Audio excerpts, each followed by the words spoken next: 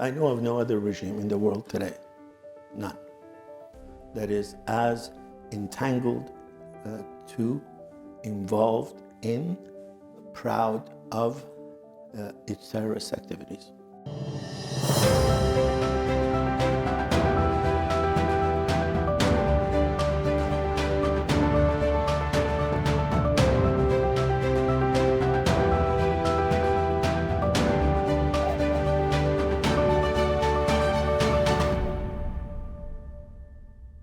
Welcome to Hoover and to Stanford. I've had a couple of my students here accepted to this program, so I know the quality and caliber of scholars, young scholars that you are. So it is for me a special pleasure to be talking with you. In a sense, it is an inauspicious moment to be talking about Iran and terror, because I think the world is waiting to see what Iran might do in response to the fact that, by all accounts, Israel assassinated Mr. Haniyeh in Tehran, in one of the most protected buildings that the Iranian regime had for its protected guests. And it's become a very embarrassing situation for Iran. And the world thinks, as Iran has threatened, that it is going to respond. And Israel has indicated that if Iran attacks, Israel will respond forcefully. And my sense is a little bit different than what the media thinks. I think the Iranian regime is much afraid of engaging Israel in a war that it thinks, I think rightly, will also involve the United States and Europe. And the Iranian regime, in my view, at this moment, cannot survive such a war. But they're also a regime that is used to the language of violence. It is a regime that is used to bullying its own people, bullying the region. It's a regime that survives on fear, both domestically and internationally. Thus, it has created a rhetoric, and it is using that rhetoric to tell people at home and its proxies in the region that we are going to do something. But what they're going to do, I think, remains to be seen. Clearly, it is my sense they're trying to find a way to not respond militarily and get out of this without too much embarrassment. But I can talk about this a little more detail at the end of my talk.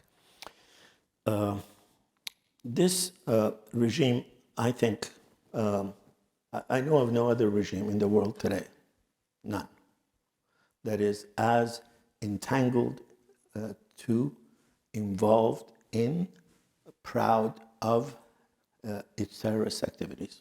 It doesn't call it terrorism, it calls it jihad. It has a full range of legitimizations for it in theology, in politics, in history. It is unabashed in defending what most countries in the world would be ashamed of admitting. It is a regime that has had an enormous track record of terrorist activities.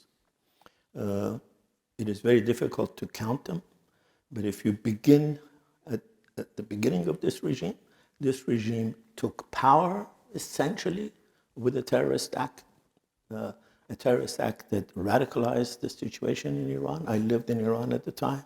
I lived and taught in Iran till 1987. So what I'm telling you about the impact of that event was both based on personal observation and the writings of many other scholars. And that terrorist act is one of the most heinous acts. And no one at the time believed that a religious force would engage in this kind of an act. We are now used to the fact that religious radicals might indeed engage in such heinous acts. They closed the door to a theater in the city of Abadan, the Rex Theater, and burned it. And over 400 people died. And they immediately blamed the then regime in Iran, the Pahlavi regime in Iran, for engaging in this act. It was truly impossible at the time. I can tell you, I lived, as I said, in Iran at the time. I knew some of these clergy. I had spent some time in prison with them. I was a political prisoner under the Shah.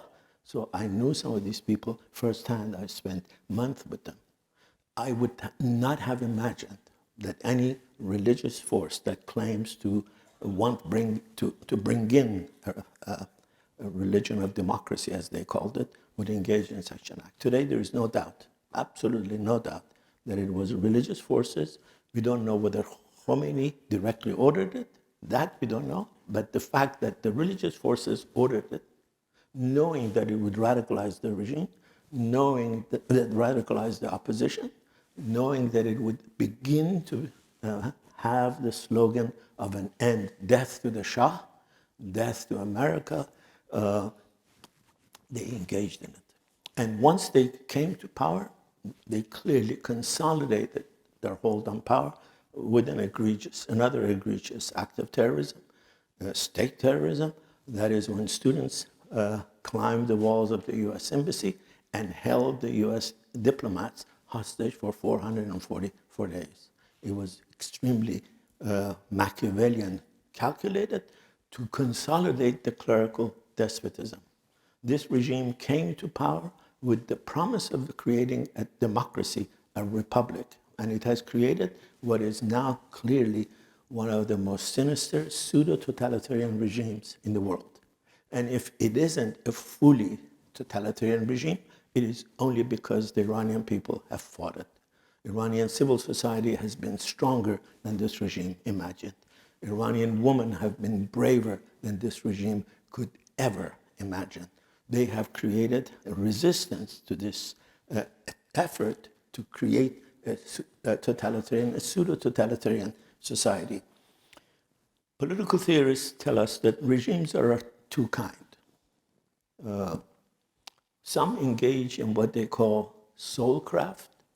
Some engage in what is called Statecraft. Sheldon Wolin, a great political philosopher who taught at Berkeley when I was a student there, then went to Princeton, has written brilliantly about this. Regimes who want to change your soul and create a new human being are perfect recipes for totalitarians. Regimes that want to create a better state, they don't want to create the perfect state, they want to create a new human being, but they want to create a more democratic society, a more egalitarian society. They engage in statecraft. Out of them, we usually get democracy.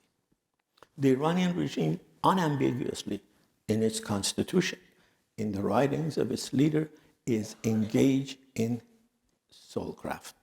They want a new Iranian, an Iranian that is less Iranian and more Islamic. They want to create, as Khomeini indicated, a new society. As Khamenei, the current leader for the last 35 years, repeats ad nauseum, they want to create a society based on an ideal model. If you've ever read Plato's Republic, which many political theorists have considered to be the first recipe for a totalitarian society, Khomeini's ideas are very much similar to Plato's Republic. In the case of Plato, the best regime is created if the philosopher rules. In the case of Khomeini, unambiguously, the only regime worth having is one led by him and people like him, because they have access to an infinite source of wisdom that is Allah, and they have self-declared themselves to be followers of that divine wisdom. And it is a system that is Khomeini's system, Khomeini's version of Islam. Not all versions of Islam like this, but Khomeini's version of Islam is unambiguously like this. It is an idea that thinks it has a solution to every conceivable problem that you will face. It does not think rationalism is needed. It does not think human reason is capable of competing with the divine wisdom. Thus, it has a solution to every conceivable problem. If you submit once to its ideology, then all your problems are solved. There is a brilliant novel written by a French writer called Submission. It became very controversial. It caught less attention than it deserved because this publication coincided with the attack on Charlie Hebdo magazine. And the basic argument of the novel, and it's a brilliant novel, is that once you submit once to this ideology, then all your problems are solved. And the character of the novel is a professor, infidel, wine-drinking, womanizing, almost depressed professor, and Saudi Arabian money essentially comes and takes over the university, the Sorbonne University, and they tell this professor, just submit once, accept us, all your problems are solved. And if you accept this, and that's why some people say the word Islam doesn't really mean peace. The word Islam means submission, taslim. You can say it comes from shalom. You can say it comes from taslim. Many scholars say it comes from taslim. Khamenei and Khomeini clearly, unambiguously believe that that's the fundamental premise of the faith. Submission to the will of Allah. And now the will of Allah is manifesting Khomeini and Khamenei. And once you have the absolute truth, once you think you possess an absolute truth that is global, that will eventually end in a global Islamic society, and these are very clearly written in Khomeini and Khamenei's writing, the world will be a happy place. And in the path to creation of that happy future, the regime is capable, is legitimate, is actually required to engage any trick that it has in its trick. Khomeini famously said, when I lie to the Iranian people, I'm verbatim quoting him, I engage in khud'ah, I engage in trickery.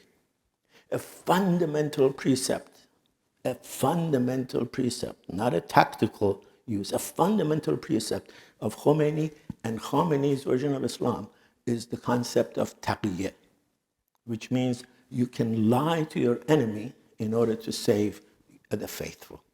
And Khamenei and Khomeini have repeatedly lied to the international community and have repeatedly said, our violence, the violence we use against the other, is legitimate violence. The violence the others use against us is illegitimate. It's very similar.